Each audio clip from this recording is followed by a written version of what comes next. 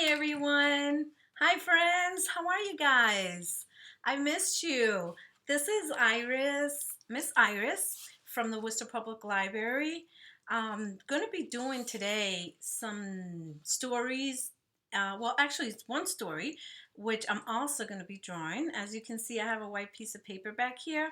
I'm not sure if you saw my session last week, but I did stories to draw, which is by Jerry Mallet and Marianne Barge. These are stories that you tell, but you are also drawing them at the same time. So by the time that you're done, there's a nice surprise for everyone. Last week I did Watersville Zoo, and today I'm going to do Bernard the Daredevil Bee. Bernard the Daredevil Bee. So if boys and girls and everyone who wants to join in wants to do the story with me, all you need is a white piece of paper, and you can either use crayons. I'm using a black and a yellow one today, and mostly the black one.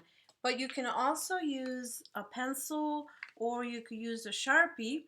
If you use the Sharpie, just be careful. Make sure you put something underneath your paper if you're doing it over a tablecloth or a table, because the ink will run through. So whenever you guys are ready, we can start our story of Bernard the Daredevil Bee. You got your piece of paper? Do you have your crayon? Okay, you can also try this later. Maybe you could see the video again and try it later on your own. And don't worry about making mistakes, because there are no mistakes that you can make. So here we go. All the bees in the hive knew who Bernard was. They were constantly buzzing about his strange actions. Every day, one could hear them say, Guess what Bernard's done now?"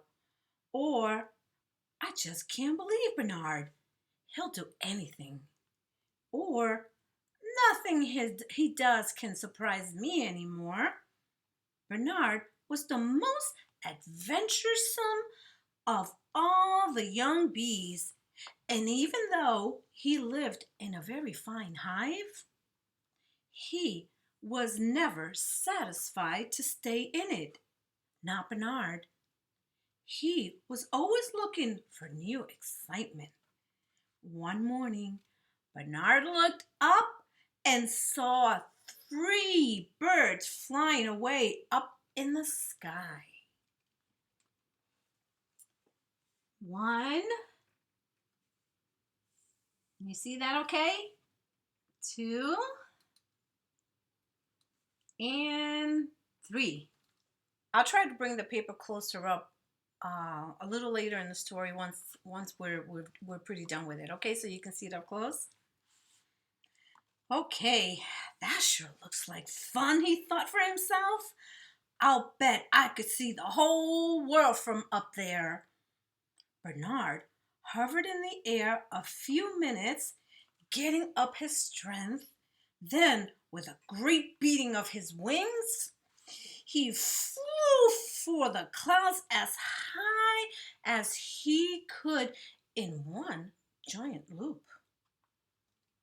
One giant loop. Here we go. One giant loop. Okay. One giant loop. But, oh, wait. What fun, he said. Ah, I'm never going to stop. But the second time he made his giant loop, he couldn't quite make it as high as he did the first time. Whew, what a shame, he buzzed. I guess I'll have to use my swing flying technique instead of looping. So Bernard began to swing back and forth, back and forth, each time flying higher and higher. Back and forth, back and forth, back. Are you with me? And forth.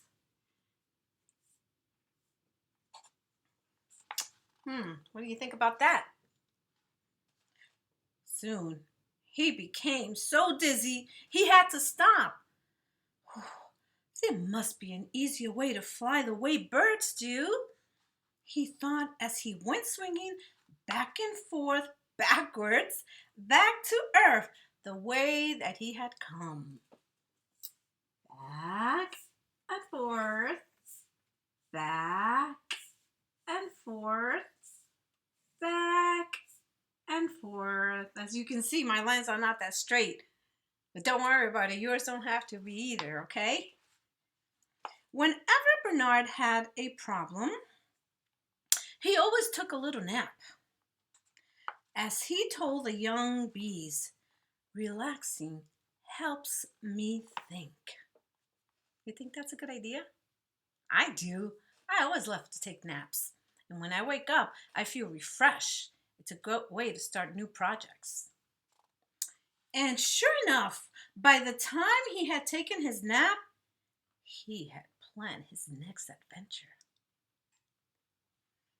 Watch me, he told his friends, because this time I'm going to try to high fly. That way I won't get dizzy. So he went to make a big sideways loop like this.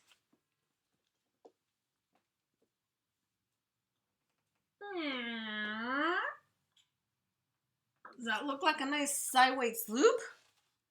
I think so.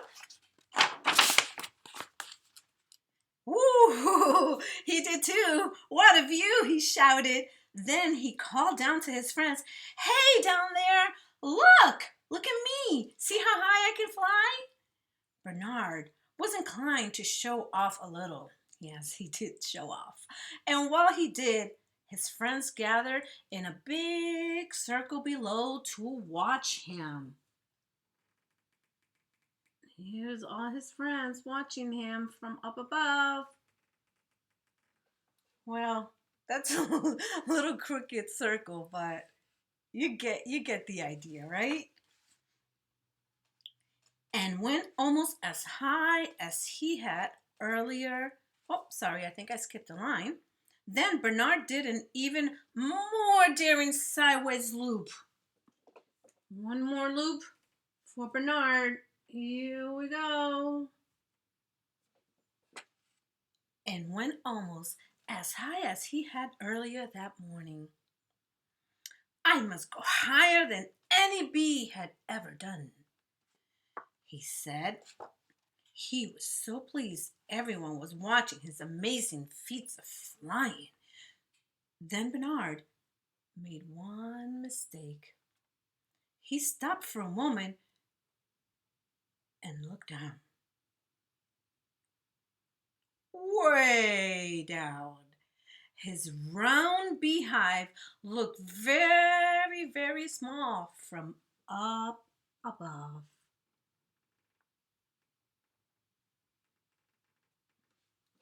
His beehive.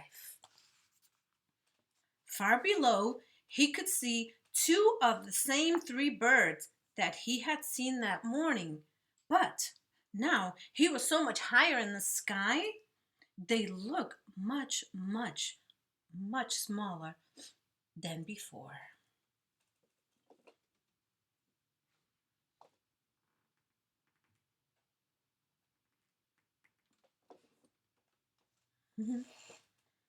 Suddenly, Bernard realized just how far above everyone he was. Oh, oh no, he shivered. What am I going to do? What am I doing so high? That's when he decided to fly back to his hive as fast as he could. But he was shaking. He was very scared and shivering so hard his wings wouldn't even work right. Help! Help! Help! He called to his friends as he began to fall. When they saw he was having trouble flying, they ran. They ran as fast as they could, and they got a net, hoping to catch him.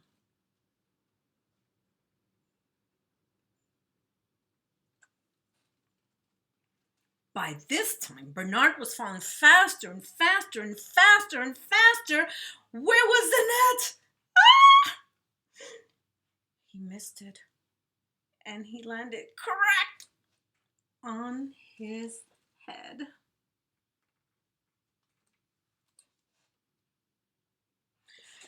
Poor Bernard. Then and there, he decided to stop showing off.